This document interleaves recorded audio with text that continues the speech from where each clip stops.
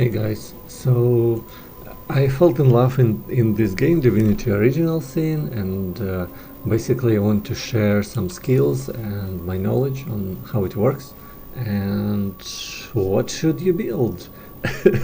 So I would give you some ideas. This game is super flexible, very flexible, and what skills do you need to learn? So as a mage, you use you can use your two-handed weapon or like dual wield. I would recommend you to use dual weapon because you can learn skills for warriors.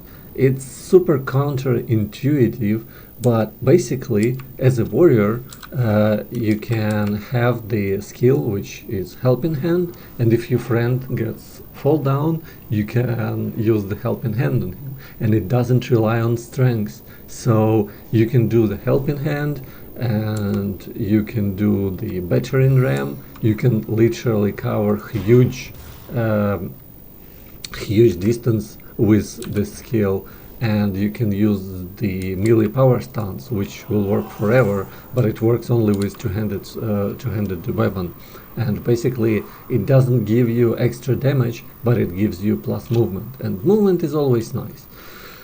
So yeah, if we're talking about like movement, which skills I am using for movement right now is the scoundrel's jump, warrior's dash, and the air surge teleport. So basically, if you press on teleport, you can cover like huge distance, and it will teleport you to one target and then to another target with a chance to stun. So it's very nice for initiation, and it's very nice for your like movement. So basically you can do the movement like this, then you jump as a scoundrel, for example, and then you go like even more with the teleportation and stuff. So basically it's very nice for movement and stuff. You can initiate and you just can run away with all of this movement, and you can also summon elemental, which can teleport you away from anything, or can teleport the enemy away, or like like do some shenanigans. This is like very huge for your mobility, and as a mage you have to be like blinking here and there. And yeah, I forgot to tell you about the nether swap. So basically you can swap any target. For example, like I'm swapping ship with myself, and you see like ship is staying and I'm moving. So basically you can do the swaps. You can do summon and swap, which is in air surge tree, and this is very nice skill for movement. Well, in general, what I wanted you to show is what skills are great, what skills are good at combinations, and probably how I would increase my heroes' stats from level to level. I will teleport the ship away from there, so he doesn't get in the way. So yeah, the idea is right here is how to level up your skills. Like the weapons, it's counterintuitive, but you don't put any skills into the weapons. Tenebrium is the one that you get in the mid to end game, and it's just the ability to handle the metal, not the weapon itself. Two-handed weapon gives you a chance to crit, which is great for warriors, but for mages you rarely use the standard skill, so it's not that super good. Defense wise, I would recommend you to go for willpower, oh no, not willpower, I'm sorry, for bodybuilding. Bodybuilding is great, especially when you play on super hard difficulty. There's like a trait which can, like the morning person, and when you're resurrected, you revive yourself with full HP. So basically, Mage is probably the one that gets in trouble all the time, and he's the one that gets resurrected. So why not to take morning person? I think it's one of the best traits to get from mid to late game, because like some bosses can literally one shot you, and you just get out with full HP. So yeah, if we're you can get of course like some other things from the stats, and defense wise I would probably expand more on the warrior build, but the main part is to go for the skills, which is as you see, like all of my points got into the skills.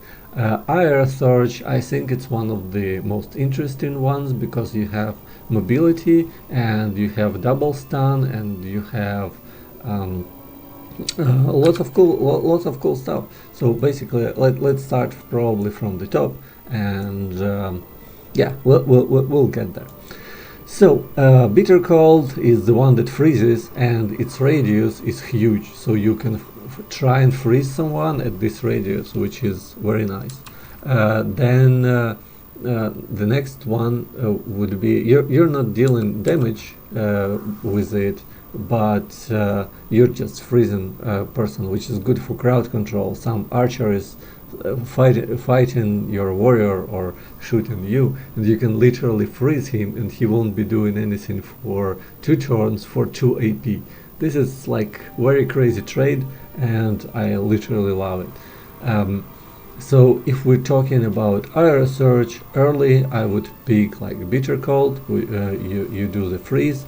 As you see in the properties, there's like 4 turns cooldown, and the more intelligence you have, the less cooldown you'll have, and this works with most of the skills. Blitzbolt, not using it too much, would not recommend it to you. Well, at start you go for Bitter Cold, Shocking Touch, so you basically start touching things around you, and the radius is good if you take the trait of the Far Outman, which increases your spells for 2 meters. And yeah, so basically you can go and start even without it, and it will be like good as well. So early I would recommend Bitter Cold, Thunder Jump, and Shocking Touch. It's the first part, the first level of the IR Surge, and at the second level you'll be able to learn more novices and few adept skills. So if we go further, I would go for teleportation. It's good for manipulating things, like throwing someone away, some melee guy who's coming for you. But basically this character is not about someone is even being able to come to you if you don't want to. The teleportation is okay-ish, but I would rather throw someone into something. Just it's good for versatility. You can teleport early your friend, even you can throw him through the grates or anywhere you can see. You can literally teleport the guy. Later there's like cool scoundrel skills, which I will cover a little bit later. Yeah, so you go for teleportation, Shocking Touch, and that's probably, oh yeah, Wind of Change. Wind of Change is great. So whenever your friend is stunned, petrified, or slowed, and it happens, probably it's an early game, you are able to undo it for 2 AP, which is crazy good. Like 2 skills with 2 and 3 AP are our friends. That's one of the best skills, and there's lots of them. So as you see, later on there might be rings like I have on my first character, and there's immunity to frozen, immunity to stun, and immunity to stunned, one of the best skills, one of the best things that you might have on your character, and I would recommend you to find whenever you find the ring immunity to stun, just take it. It's totally worth it. Stun and freeze are one of the worst ones that will mess you up, and just put it on your warrior. Yeah, so these skills wise, very nice head-wise, and very nice tornado, and very nice skill summon air elemental. So air elemental, he literally can teleport you. It's the same as the normal teleport you can do. So basically you can teleport from one place to another, and you throw your friend in here, while air elemental can do the same without dealing any damage. And you just teleport a person from one place to another, and you can like throw him away a few times, which is, well, very great. Yeah, so if we're talking about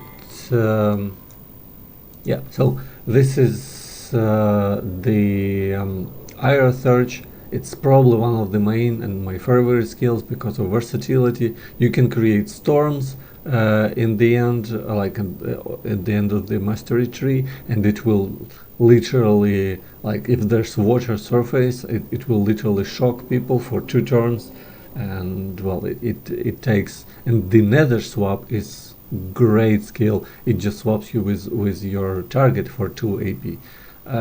Like the less AP the better, and this is one of the best skills. Yeah, so the second and the one that combines with IR Search is the Hydra Sophist. And well, as the early game for Hydra Sophist, I would probably, give me a sec, I will double check. Yeah. So the second one that combines with the IR search is Hydra Sophist, and Hydra Sophist is the skill, which is great because you can freeze the target, and you can heal the target, and you can slow the target, and you can summon rain. When you summon rain, it makes like small puddles, not huge puddles. I believe it's better to remove it like based on 4 AP that it's taken. It's better to remove something when something is burning, but in general rain is good. Some enemies are you can do it pre-fight. Enemies will get wet, and they will be more there will be more chances for them to be electrified and stunned because of this.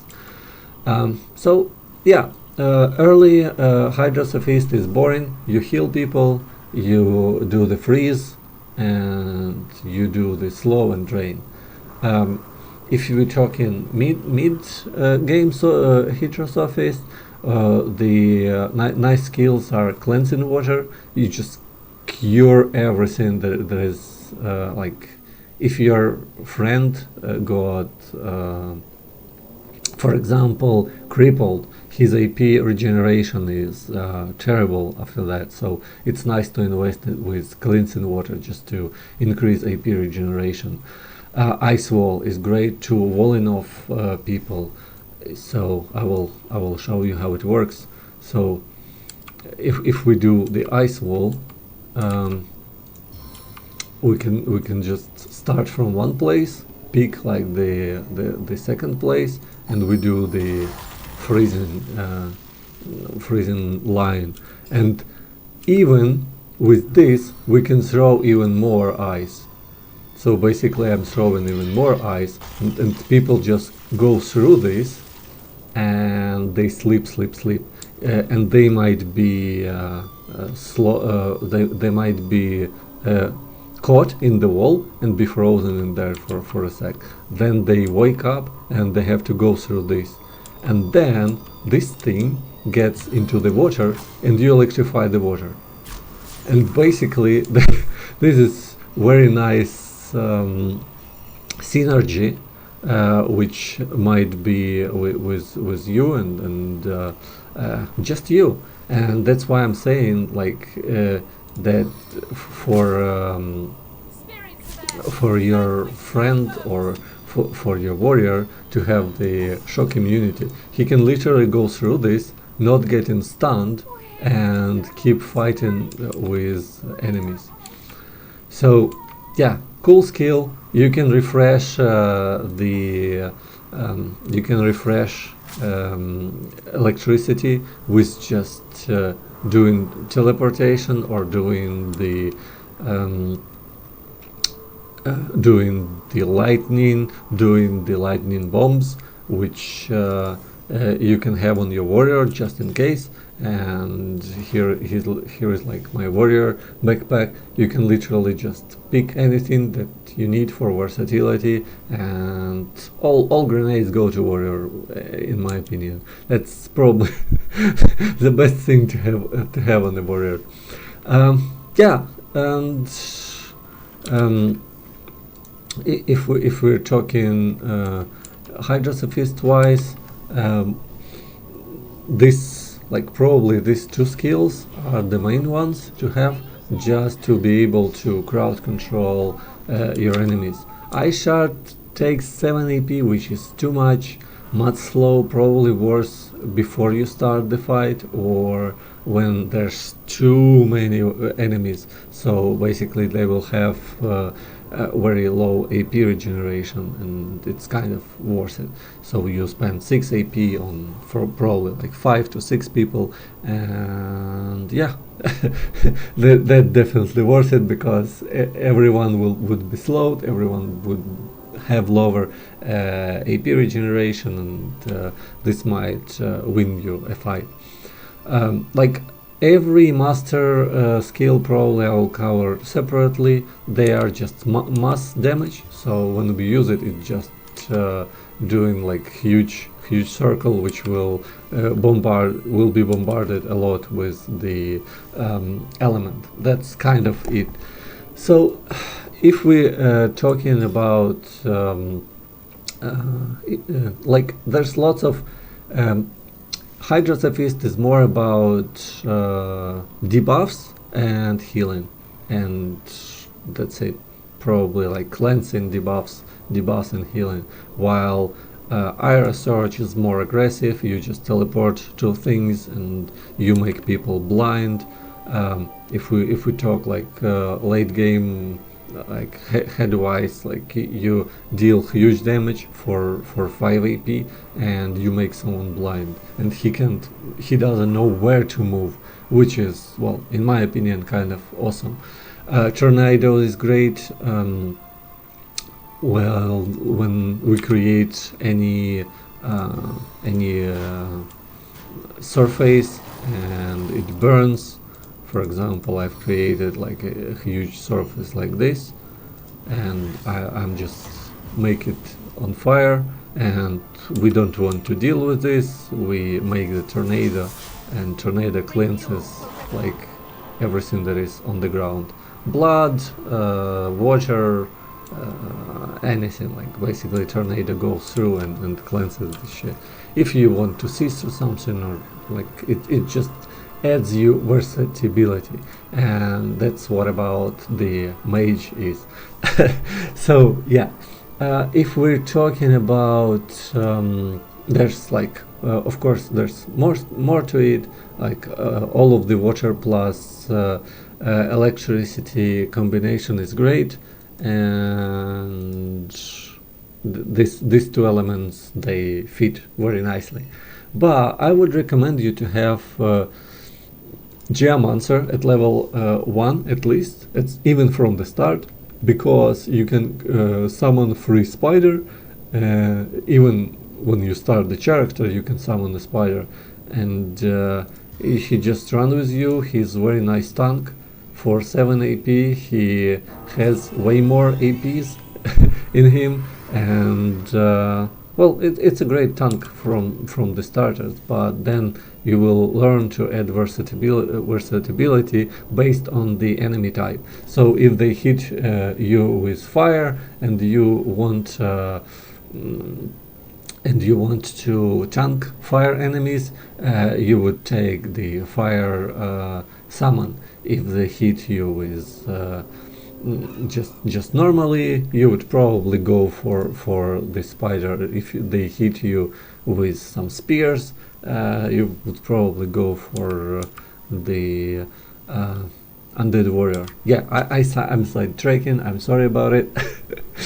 Let's get back to the elements. So Geomancer, I would recommend you to take level 1 at least, and I would pick between the Bless and Boulder Bash. Like, Bless is great to cast it on your warrior, and when your warrior gets the rage, which reduces his accuracy, Bless is shines there. So you bless your warrior, and warrior rages, and he deals like huge amount of damage. Midnight Oil, very nice for making your enemies slowed. So basically, as you see, like, I used the Midnight Oil, and he's like his movement speed is 50% less. And also I can make it burn. So basically, if I do that, or like, I don't have to do it with my skill, I can just put on the fire stuff on me, and right now I have air stuff, but basically you can have like the stuffs in your inventory, and you can equip the ones that you really need. And for every enemy you can see their resistances. In my mod you can see it like this, but generally it would work like this. So you examine your enemy and see all of their resistances, and you see, okay, he is like he has less fire resistance, and you just do the you just equip the stuff. To equip the stuff, it costs like 2 AP, so it's always worth it. If you want to shoot with your 3 AP, it's just 5 AP. You just equip the stuff of the element, or for example, you summoned water, you can literally do the part where you yeah, so I do the surface, and now it has to dry up a little bit, and after it does, I can literally use my 3 AP to electrify all of this area, and people wouldn't be able to get to me just because I did that. So yeah, here's the water. I'm using the attack for 3 AP, and it's like it's electrified. And then when like you keep fighting, and then when it's not electrified, you can electrify it again. And basically you just change stuffs for your abilities, and that's what is very nice to do. Basically you can stun lock so many people in here, and eventually you can, as a warrior, make people bleed, and the blood is electrified as well. Which is very crazy combination of things. So yeah, here's the water and then the air surge. I would talk a little bit more about the Geomancer. Geomancer, I think not worth taking early, but late game it's great, because you can literally bless your friend, you can make the poison, and whenever you try and do ticks, you can literally use the poison on him, and you can see like there's like the first damage and the second damage is a tick. So basically he gets ticked every second then, and you can combine it. For example, he's like poisoned, and then you do this, and this maximizes your damage. So you burn him. It's not 100% that you can burn him, but basically you just combine poison plus fire, and you'll get more damage. So yeah, if we talk about the Geomancer skill, it's cool. It has its advantages. In the end, of course, you have the same part where you do the area damage, and all other area damages you get at level 15. But the area damage at the Geomancer you get at level 12, if I'm not mistaken, which is earlier than everything. And you can basically do the part where you burn the ground, and after you burn the ground, you just launch the earth part, and it starts blowing up. It didn't blow up for some reason. Well, I will show you a little bit later. So the idea is that you cover it on fire, and it has to be like it has to blow up.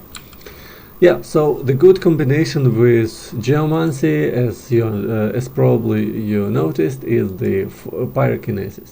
So pyrokinesis early, one of the good things is the burning touch. It deals lots of damage for 3 AP. You just keep touching people. And that's where the combination goes, like you do the teleport with your Iron Surge. So basically you do this. Oh, I can't teleport on my friend, but on enemies you can literally teleport on them. You teleport to the first target, then you teleport to the second target, and after you just switch to the touching screen and start touching people.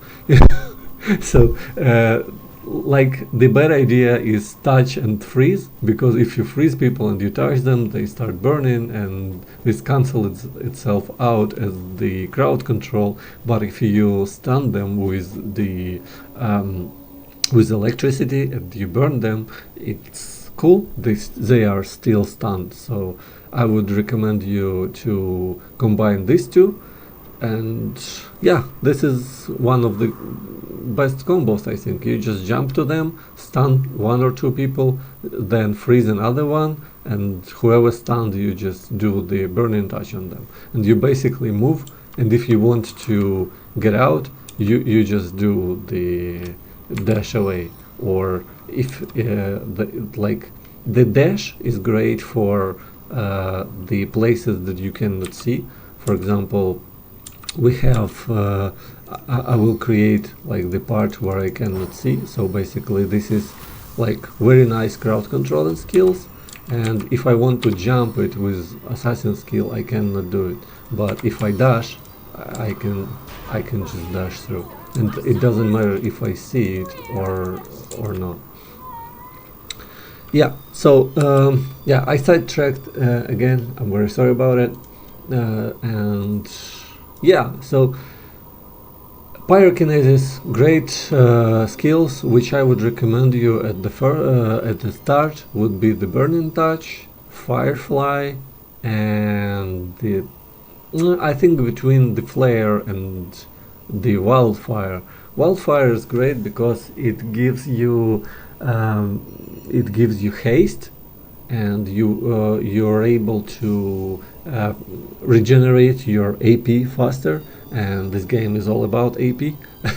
As you see, like hasten boosts your target's maximum AP by 3, and starting AP by 3, and recovery AP by 2. So basically you just recover your AP faster. The better skill for wildfire would be the assassin skill, fast track. But the problem with the assassin's track is that you have to have some dexterity for this, and I would take assassins like the scoundrels skills probably early in the like not the early but the mid game, probably the second map around that, because you're lacking in stats badly when you do this. I literally took I made intelligence at 8. Well, I started mage, so I made intelligence at 8, and then I started making like speed to 7, because when you do speed, when you have speed at 7, you have AP around, I don't remember, 8 or 9, something like that, and then basically that's all AP that you have. And more speed, investing in more speed, I think is not worth it, but yeah. Then I just put everything into dexterity to be able to do assassin skills. Why, I'll explain you a little bit later. I will cover magic first. Yeah. So regarding the pyrokinesis, we have. I would think between the wildfire and flare. So the idea of the firefly, you just put the places where you want your fire to be, and it just starts burning things, and it burns everything that stands on it. And while why it's great is because you can combo it with the midnight oil. You just place midnight oil and enemy cannot see through it, and you can expand it. Like next turn you do even more and more, and everything is burning, and they can see you, and they have to get to you, they have to go through fire. So yeah, it's kind of great. And if you can see something, you just do this. It's rarely that you need to do it, but sometimes you need it to see someone. You just chill till they come, and then do something with that. Yeah, so the early firefly is great. Flare is good just to burn people, but if you have few stuffs and you switch between them, it evens out. I would rarely use flare, but it's good just in case cases. If we are talking about like mid game, fireball is great. Why it's great? Because it's like when you use it, it covers like huge circle, and the circle is burning, and you can expand from the circle, and you can hit like few people like around this fire. It's not super great because it's 7 AP, but if you want to burn someone and you have the chance, why the hell not? Like, it's all about how are you feeling this turn, you know. This character is super versatile, so you can do anything. If we're talking about purifying fire, this just removes burning, frozen, stun, charm, healing, and shields. So if you see that people are healing, or they are stunned or frozen, like, you can literally help your friends or remove heal from your enemies. But be careful not to remove debuffs from them. The smoke screen, I would totally, like, the first adept skill, what I would take is the smoke screen. Why? Because it does same thing that Firefly does, and you cannot see through it. So basically you can literally build 360 things around you and your warrior, and the enemies, they cannot see you, so they have to come through this smoke to see you, and they come close and your warrior is ready and doing like 360 quick scopes and shit. So this skill is great, and I think it's underestimated by the developers. From what it can do, it can, like, enemies literally can see you for a few turns unless they come close to you. If we're talking about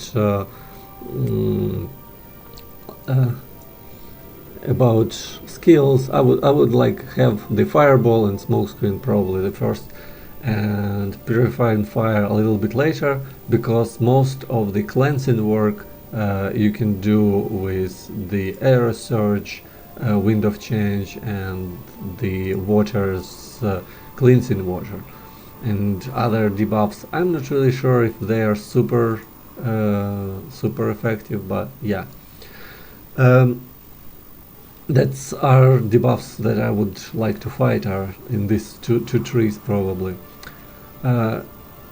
If we're talking about the Geomancer, yeah, I think we did talk about Geomancer.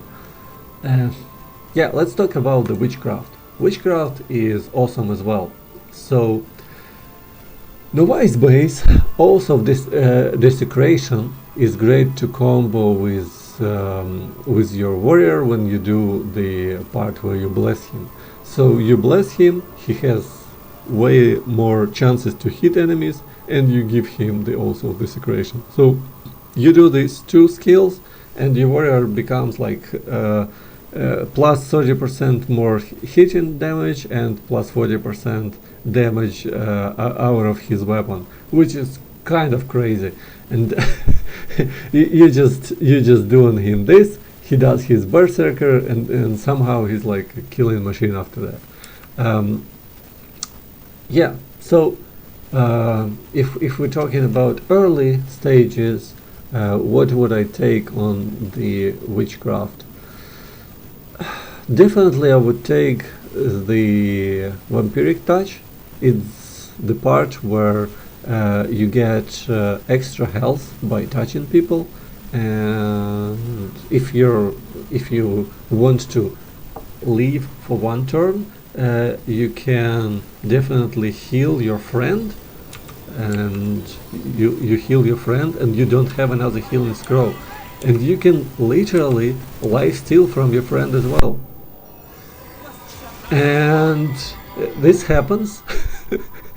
And basically you can do it from enemy, of course, if they come, but basically you can do like double heal for a short period of time, and it might save your life actually.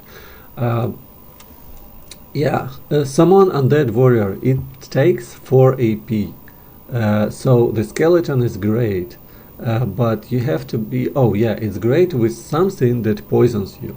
So basically you can poison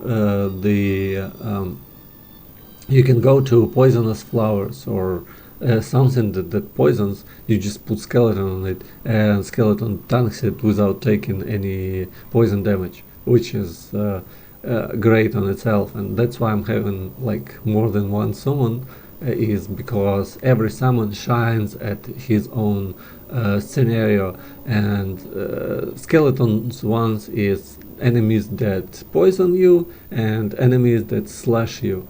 So as you see in the description, he cannot be poisoned and only do immune to bleeding attacks, cannot be poisoned. And yeah, basically if enemies have maces, your skeleton would be dead very quickly, but if they don't, he has very nice resistance to swords and all of that jazz, arrows, you name it. So you just, the strategy with skeleton, you place it somewhere. Of course he's doing something, but you don't care about skeleton, you care about him taking and tanking damage, and that's what summons are for. You just place them to tank, that's kind of it. Yeah, so if I would take first 3 skills, I would take Oath of Desecration, Summon Skeleton, and Vampiric Touch. This skill, slower resistances, Decaying Touch, maybe Decaying Touch. I would probably, instead of Oath of Desecration, I would take Decaying Touch, because Decaying Touch, if you see someone is healing, you just use 2 AP, and they are like they are losing health with the speed they would be healed, which is kind of great. So yeah, Decaying Touch is great. I would take also Desecration on the next level of Witchcraft, because well, your warrior starts shining probably from the mid game, so this would be better from the mid game. In Adept, one of the best skills I think is the Destroy Summon is great. You can literally one-shot everything that enemies summon, and the range is huge. So basically, you just press on it and summon disappears. I'm not sure if I can do it on my own summon.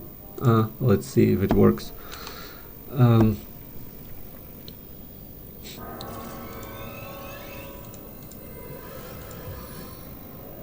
Yeah, it works. So basically, you just deal huge damage on the enemy's summon. He might have like huge amount of HP. It wouldn't work on something that is not a summon. So you can just press it and check if it's a summon or not.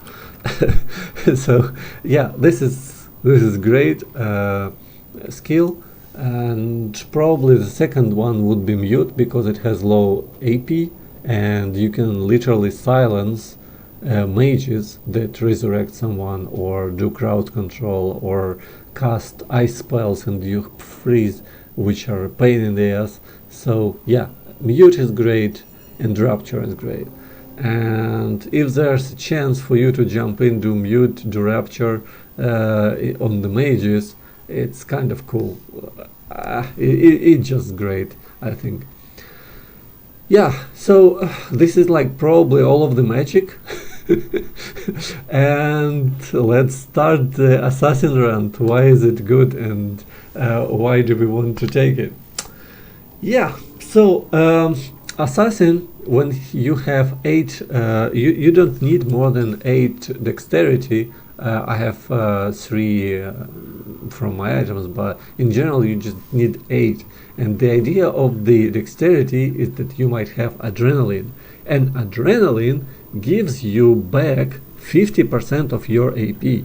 So if you're stuck, if you choked, if you think that your turn shouldn't end now, and that's totally understandable, and I have it on both characters, like the warrior even has it, and the mage has it, just because you can prolong the number of actions you can do, and you need it like emergent, like it's very urgent for you to have it.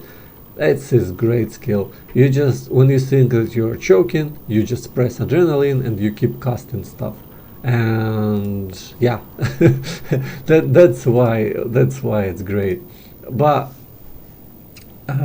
as assassin, I would take level 1 assassin, probably early, because one of the best skills is adrenaline, and what we can combo it. You don't need to have daggers for all of the skills that I took, and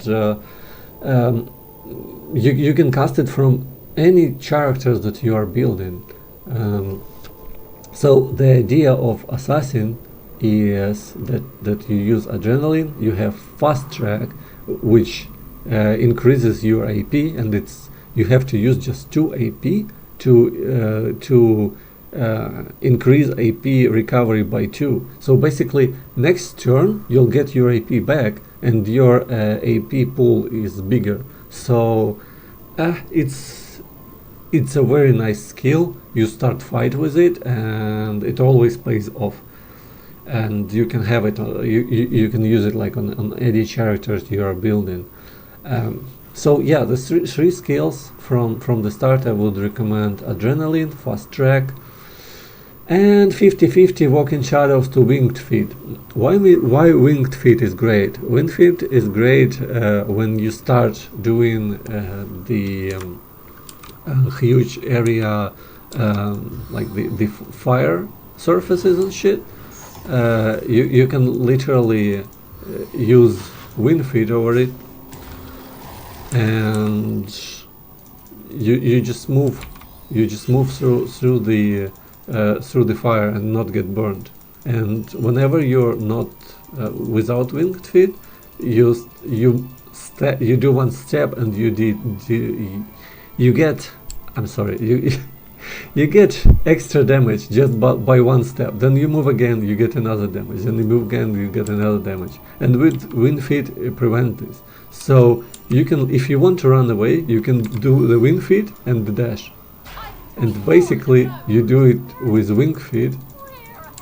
This is like the crazy good combination. Or you can just jump away with cloak and dagger. But if you don't have the vision, you cannot do it. Yeah, so early assassin skills: fast track, walk in shadows, wind feet. If we talk about the next assassin level, well, the one of the best skills, but you need level 3 for some skills. You need to have how to say it, you need to have special level. So for example, for scoundrel, for having this bomb, for casting this bomb, you would have you can learn the skill, right? But it would cost you to cast it 4 AP, and that's why I'm putting like extra skill in there for scoundrel. So yeah, if we talk about the scoundrel skills, you will get it all eventually. It's kind of worth it, but like the idea is for you to cast some things and do as most as you can with higher amount of AP. So you have AP and you do the skill that has low AP, then you're doing something right. Yeah, so Wind Up Toy is one of the greatest assassin's weapons. It's like a bomb, so you basically can create a bomb, and well, of course you can wait for his turn. He will run to enemies and blow up, or you can just throw him into the enemy and he literally just blows up. So basically it's like a huge bomb. It costs well, of course it costs like 9 AP, but the idea is that this fireball is dealing less damage than the wind-up toy. I don't understand the logic behind it. Well, I understand the logic that assassins don't deal much damage. That's why we're giving him the wind-up toy, and that's the main idea probably for it.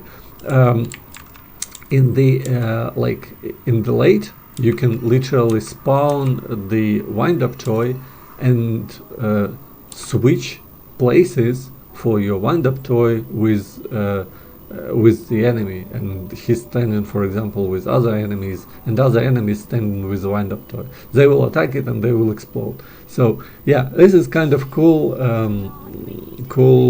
thing to have. And let's move on, I guess. So yeah, if we talk about all of these skills, I will explain why we are having which level probably. So Ira Surge we have on level 5 just to have the Storm and the Nether Swap. Nether Swap, you just switch with someone or switch things between themselves. So, well, living things, of course, like if they are dead and lying on the ground, you can do stuff with it. But Nether Swap is great. And the Storm, like every skill worth getting level 4, every magical skill worth getting level 4, because they have area damage on them.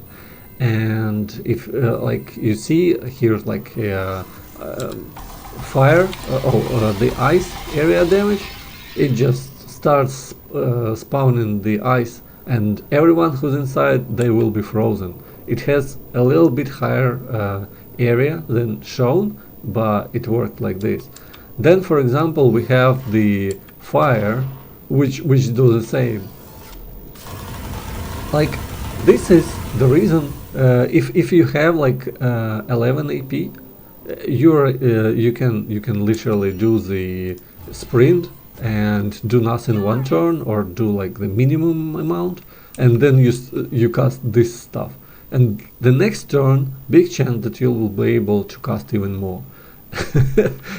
So yeah, basically the fire just hits with fire, the deadly spores hit with deadly spores, and probably one of the cool stuff with the deadly spores, I will just do the part where I do the firefly, just to show you how dead spores are blowing up.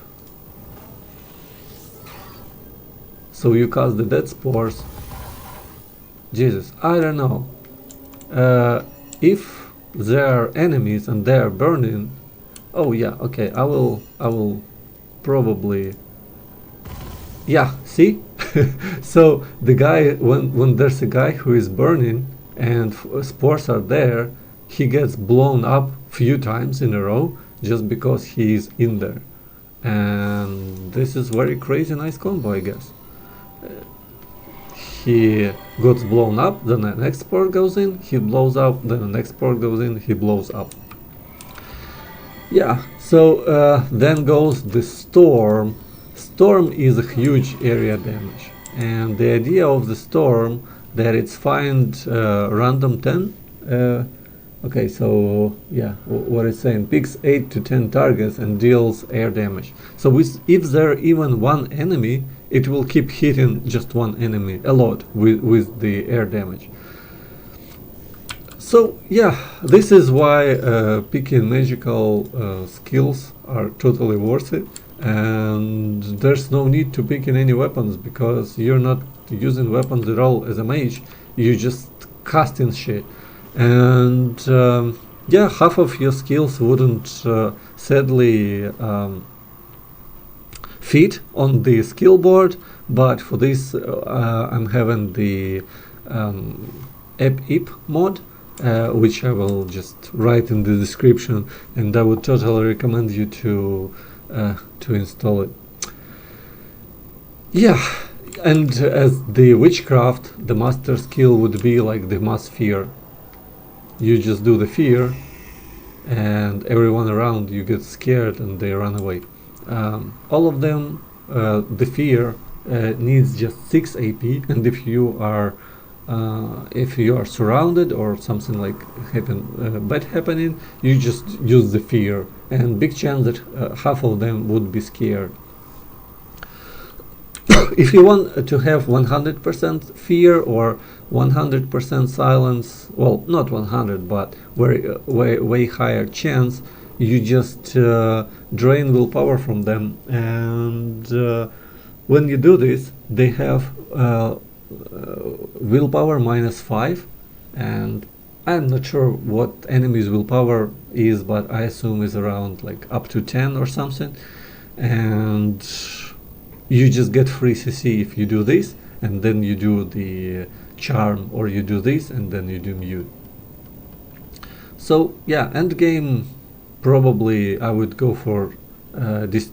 Oh yeah, I didn't cover the witchcraft, so end game I would go for destroy summon, drain willpower. I would like trust the chances I would get it last, and I would go between mute and rapture. Mute is better for mages, you just mute them and then that's it. Basically they stop casting shit, they stop healing, they stop crowd controlling and stuff.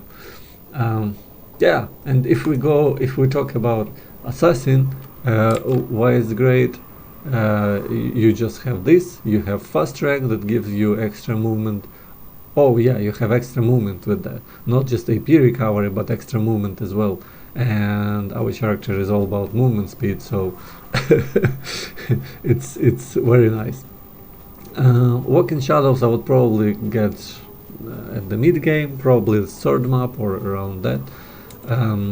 Cloak and Dagger, one of the best skills. I would get it even on level, Wind Up Toy and Cloak and Dagger.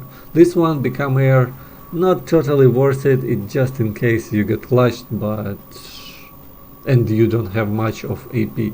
But the idea is, if you get clutch and you don't have much AP, you can always walk in shadows, you can just go invisible. And that's what the character basically does. Yeah, alright. So this is the mage build, and probably let's I will explain how the stats and how the build, what build and what stats would be the best. So the idea is that we have the we start with intelligence 8, and I think that's enough for the start. And you start upgrading dexterity to you start upgrading the speed to 7. On 7 speed, like default one is 5, but on 7 speed you'll have 1 more AP, and action points are gold here. Then I would go for dexterity 8, and with dexterity 8 I would be able to use like the assassin skills, adrenaline and stuff. They would be 100% working, and that's what we need. So dexterity at 8, and then I would start going for intelligence. A little bit into constitution, just a little bit, just to have extra health. If you're not playing on super hard mode, I would go for the trait glass cannon, but we'll get back to that a little bit later. So the idea of the constitution is that you have a little bit more health, and that's what we want to build. Closer to the end game, I got lucky, and I have the skills that gives me, well, immunity to stunt. I don't need it much because I leveled up my air search to level 5, and there's like a trait for it. So basically you cannot be stunned by electricity, which is kind of cool. So what is nice to focus on the character? You can get extra points. For example, like I'm having +2 dexterity in here. You can get plus dexterity, plus intelligence, like something that boosts your stats, and the speed. If you get the speed, whatever it is, just buy it. It doesn't really matter. Like extra 2 speed gives +1 AP, and if I would go as a glass cannon here, the trait that increases your AP and decreases your health by half, it would be like super nice. But because I'm playing on super hard, and if I die my save gets deleted, I'm not doing that. Just to be a little bit safe. I cannot load if 2 of my characters die.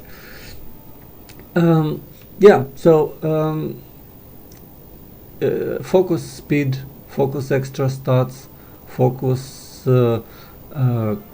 like intelligence, and maybe constitution, maybe dexterity on rings, immunities to stunned and slowed, I guess, are the stunned and frozen, I guess, are the best. Well, they are on the warrior. On the mage, they are not super important because like there's low chance that someone is getting to you, but they can do it from the distance. You can be frozen for sure.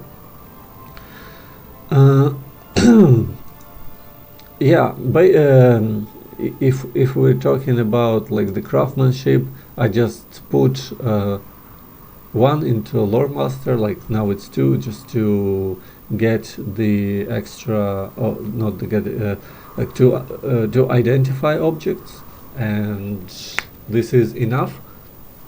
And when you build your character, you can have extra things that you wear, and that's what I've done. I'm just if I want to be charismatic and win some arguments with NPCs, I'm just putting everything with charisma, and whatever level it is, just from the start of the game, just start collecting things that gives you extra stats.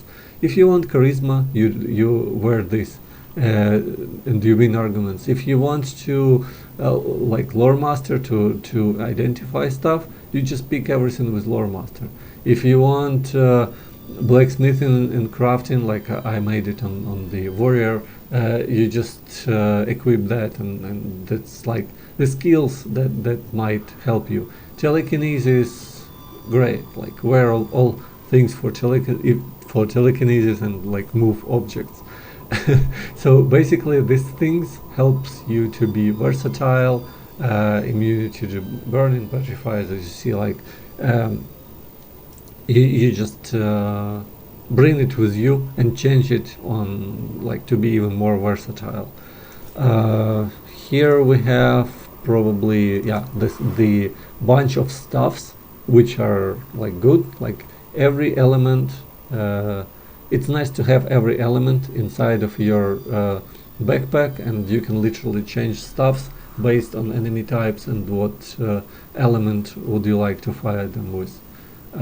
So even inside of the fight you switch stuffs. It doesn't matter, like if they are fire enemies and you have water, you just switch to water and you deal water damage, and they are like, the damage is 50% more on fire with water, so why not? Like, you're not losing anything. Even if the stuff is has lower stats, you deal more damage than you would with your fire stuff, for example.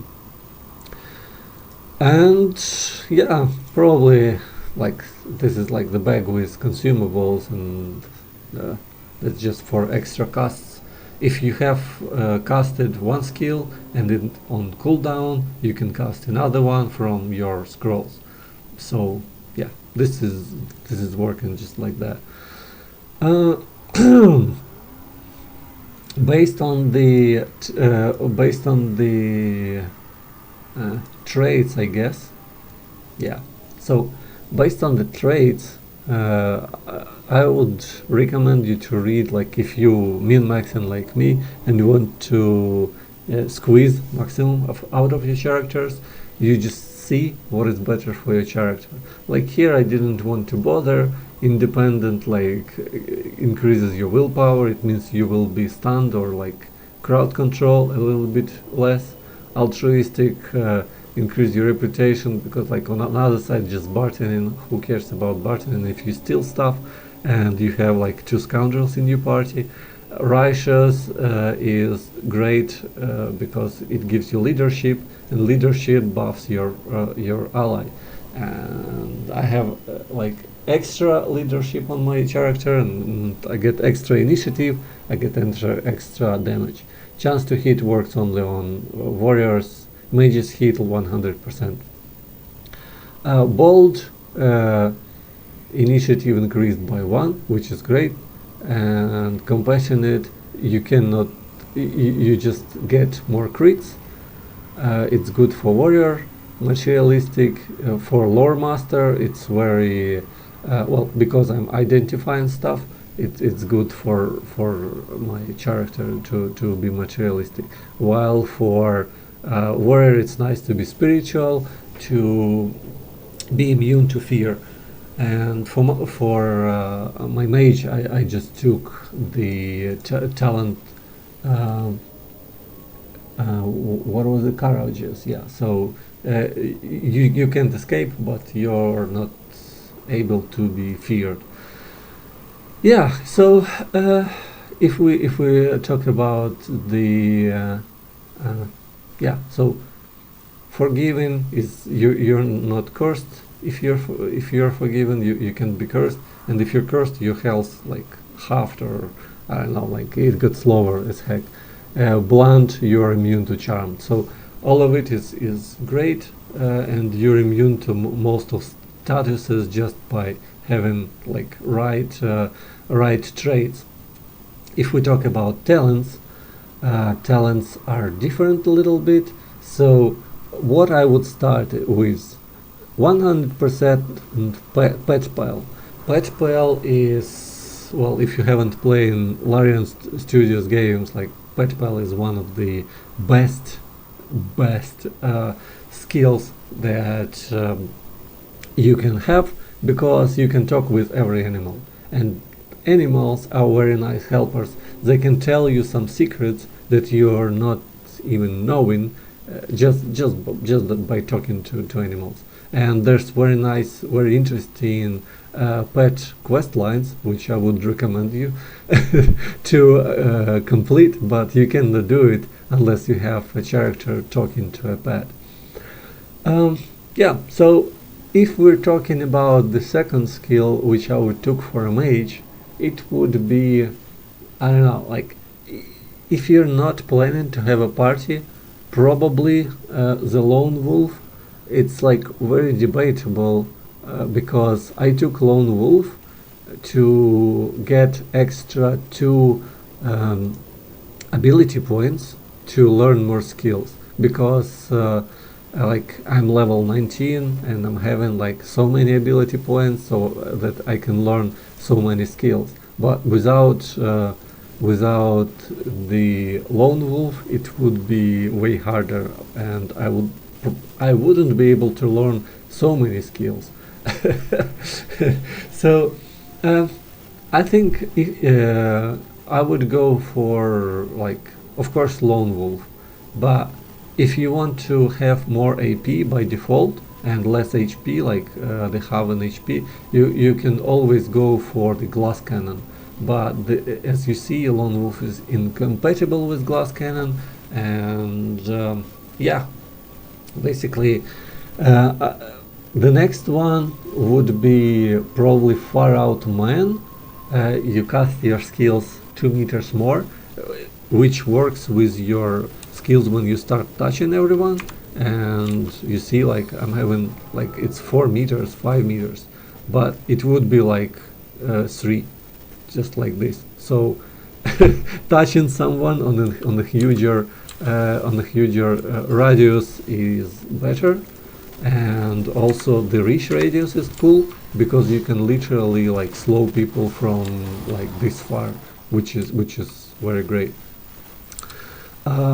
Yeah, and I wouldn't recommend you, like, the bigger and better gives you +1 ability, I mean, not ability, but skill, attribute point. Yeah,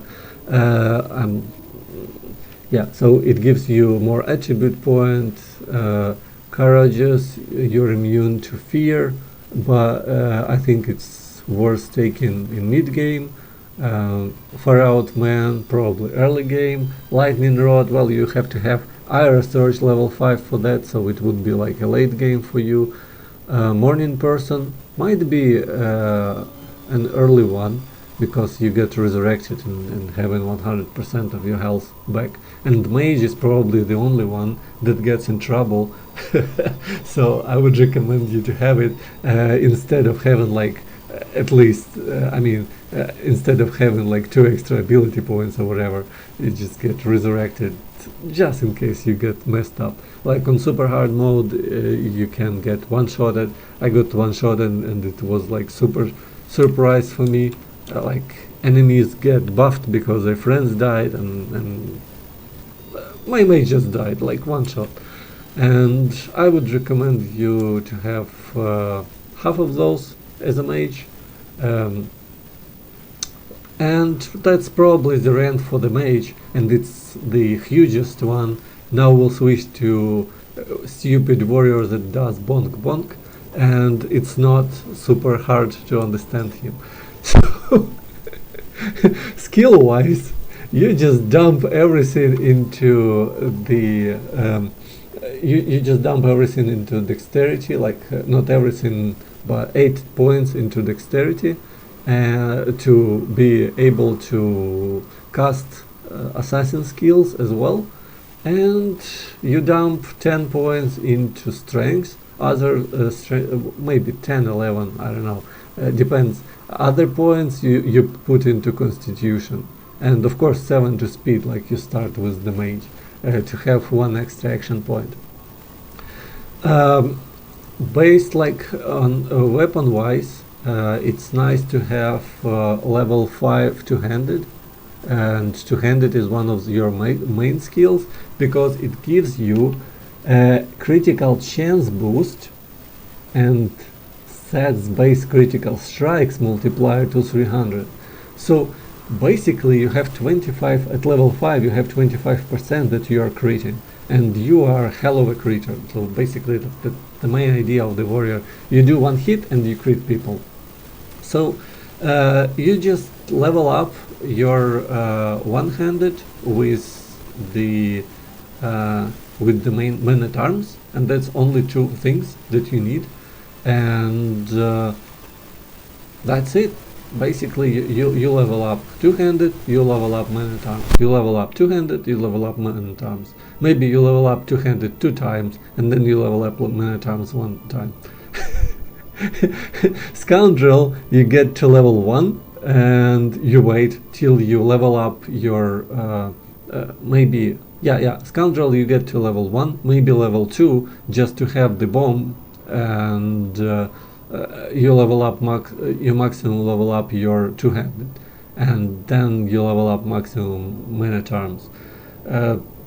Just check it out. What levels do you need to have at man-at-arms, and what skills, what level do you need for the skill? And you learn man-at-arms dependent on the level. For example, like I think this skill was starting from level 12 or something, and I just increased to 2 times two-handed and then increased man-at-arms because I couldn't learn the skill anyways. Warrior skills are very straightforward. So basically you take battering ram and you take crushing fist. So crushing fist makes your enemy fall down, and battering ram just makes you run away. I mean, just knock out people, knock down people. There's of course helping hand, which is great. It helps your friend to get up. And probably at the start I would learn the battering ram, crushing fist, and then 50-50 cure wounds, helping hand. Then of course crippling blow. Melee defensive stance is very nice because you don't have any shield and you're not defending. It's good when you get into some bad situations. You just switch it and you have armor plus 20, and that's kind of it, and your damage is lower, but basically you can take more damage because of the defense status. So if we're talking about like learn rage as fast as possible, rage is great, especially with your mage's skill. So basically if we have mage blesses you, then mage gives you the oath of desecration, and then you do the rage, and this is you like ultra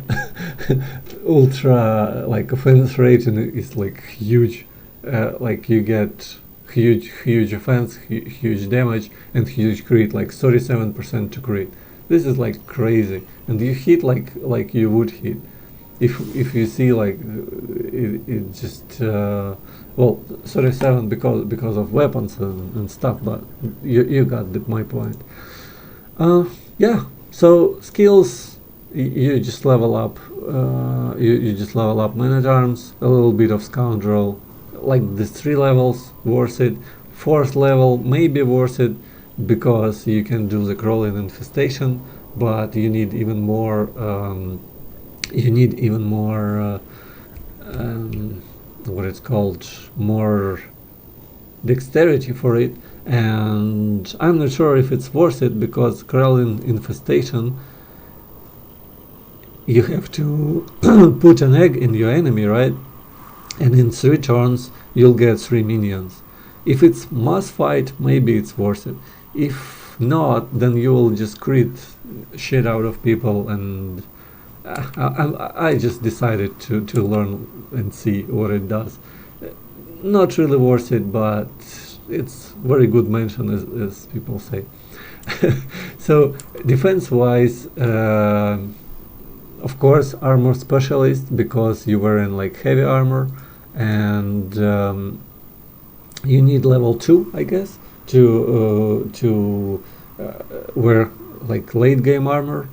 Very nice things like bodybuilding, because you have so many immunes which you can read on the screen, and very good one like willpower, it gives you even more immunities. If we're talking about like your skills, yeah, so you learn these ones, like you can learn most of the skills. Then you learn the crippling blow and rage and whirlwind. Yeah, whirlwind is nice. Probably I would learn like the whirlwind first and then rage, because the whirlwind is you go into the area full of enemies, and you can do like 360 with all of those buffs that Mage gives you, and you do the rage. You do 1 360, you crit half of them dead, and they're like, they can't do shit about it. Then if we talk about the so skills. Sorry guys, I'm getting distracted here a little bit. So after that, flurry is nice. You whenever your enemy is stunned, you have 100% to hit them, and when you have 100% to hit them, like for example you stun them with Mage and you do this, and they literally have, like, even bosses lose half of the health because of that crit that you are doing. Yeah, so this is a nice setup. Shackles of Pain, good if you just throw it on the boss, for example, and get hit by 5 people at the same time, and the boss just get destroyed by his own minions. Like consumables wise, I would recommend you to have like lots of heals, and they hit you for 50% health in 1 turn. You just transfer damage with Shackles of Pain, then you heal yourself with the healing bottle, and it's just 2 AP to use, and heal yourself with the Mage, and it's very nice as well. Yeah, so this is like the main idea of Warrior. Not much to tell. 8 dexterity, 2 speed, 10, 11 strength, everything in the constitution, and yeah, like more strength you will get more strength from the crafting and from the items that you're having. So for example here I'm having +1 strength and immunity to frozen. I'm keeping this ring just because it has immunity to frozen, and my warrior is not frozen at all. Immunity to stunned, because Mage does lots of stun things, and immunity to sleeping on the boots. And as you see, like you can craft, like if you level up your crafting to level 5, I think, and you can achieve it basically by just having crafting items. I was on this run, I was super fortunate. I got like the belt with blacksmithing and crafting, and the gloves with blacksmithing and crafting. That's only thing when you can get it. And yeah, this is +2, and then I got the trait that gives me more. I think it was the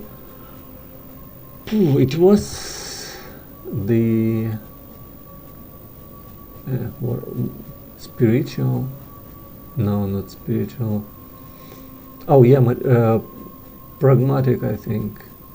Yeah, crafting increased by 1. See, So basically, with pragmatic I increase my skills, and with 2 items, and I just leveled it up on in here.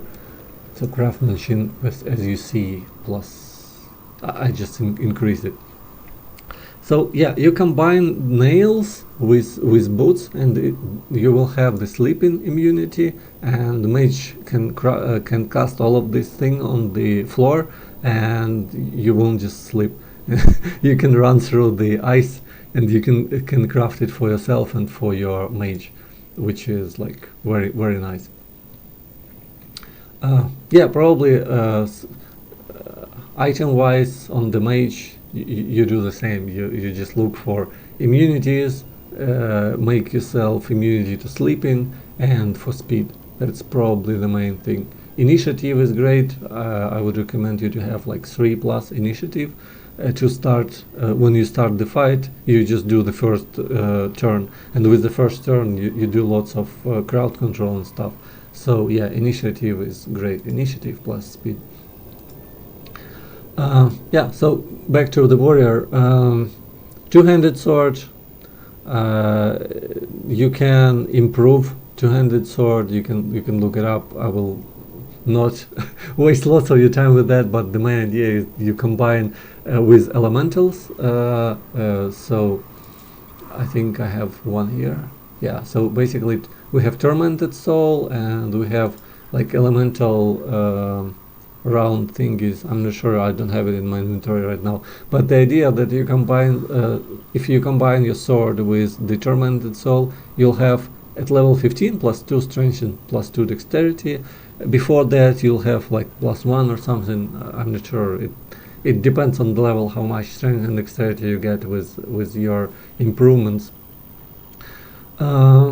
Yeah, so basically you just get things with stuff, with stats, and I was fortunate to get immunity to blind's helmet, and that's what I'm standing with. You can combine your like lots of the things are lots of the items that you have, especially for warrior, they are improvable, and you can add, for example, for these plate scales, I think, or something like that, and you'll have more defense. You can add elementals, and you will like you add fire, it gives you 20 fire resistance. You have water, you add it to the armor, and it gives you like plus water, and you have more and more and more defenses. You add oil to your chest, and you'll have even more defenses on your chest. And that's the main idea. You improve your gear as much as you can, and then you get like something like you just create a monster out of your warrior and out of your mage. So yeah, this is like the main idea. If we're talking about the talents, what I would recommend you to have, well, of course, when you start, I would recommend you to have the what would I recommend you to have? Opportunist, of course, because when someone goes through you, you just backstab them. Well, not backstab, but hit someone who goes like near you. And basically you're standing as a warrior before your mage, and everyone is trying to hit a mage for some reason. I'm not sure what is it like depending on. Probably health, probably defense, not really sure, but everyone is focused on the mage. They run near you and they get hit because of the opportunist. Bully, you deal 50% more against opponent's slowed, cripple, knocked down. So if someone is slowed by the mage, for example, and mage has must slow skill for well, you can start with it. So basically here is like must slow skill, and I'll just use it. So the area is huge and everyone is slowed, and this guy has 50% more damage because of that. Can you imagine this? This is like very crazy. So yeah, bully is great, and opportunist is great. if you want to start with Lone Wolf is great here too. So of course, like if you want to go for Lone Wolf start, you would probably want to start with it like straight ahead when you create a character. You don't get it like mid or late game. You just start with Lone Wolf, because when you have Lone Wolf, you get 2 bonus to turn action points and maximum action points and extra ability point on level up. And that is like the key. You get extra ability on level up. So when you level up, you can learn like more skills and stuff. And there's like probably in the mid game you'll have the part where you can trade your abilities for stats. That's what I can tell you, not to spoil anything. So you can respect your character and stuff, but you'll need to relearn skills. So I wouldn't recommend you like to rely on that, but trading the points for stats is kind of probably worth it. I'm not at this point where I'm trading, because I'm learning some cool stuff and trying things out, and this is probably my last run, but the game is super cool. That's why I'm stoked and enjoying it. So yeah, if we're talking like bully is nice, scientist is great, so you get extra for blacksmithing and crafting, and you don't need to spend extra abilities for that. The picture of health, I'm not really sure if it's super worth it. On 3000 health it would give you, I mean, well, it gives like 3% plus. Like I'm not sure if it's worth it, but Ironhide is very nice. It gives you extra elemental resistance, and as you see, it says like from Ironhide plus 25, but nah, it gives plus 15 from Ironhide, not 25. So you have plus 15% resistances to fire, water, earth, air, and it means that you can, well, there's more chances that you're not stunned, petrified, or like crowd crowd control. My voice is getting not so good because I'm talking for so long. I think you're tired too. So yeah, that's kind of everything that I wanted to cover. Just read all of the things. Read all of the traits, talents. Read all of the talents. Look into them, some cool combination. I covered just 2 characters, and yeah, when you pick, probably the last part, when you pick the sword, look at extra critical, which is always great, and when you pick rings, get immunities. When you pick belts, probably stats are nice here. Stats plus resistance, stats plus resistance. This one you can take and improve it. This is just stats, and this is just for stats. Probably, oh, stats plus reflect of the damage. Yeah. So yeah. Anyways, I hope this helps you to get to the pinnacle of fun in Divinity Original Sin. My version is like Enchanted Edition, totally worth it money, and I wish you guys luck. I'm not sure if I should record this video, but I just love this game so much that I decided to do it instead of playing evening. So have a good, guys. Thanks for watching.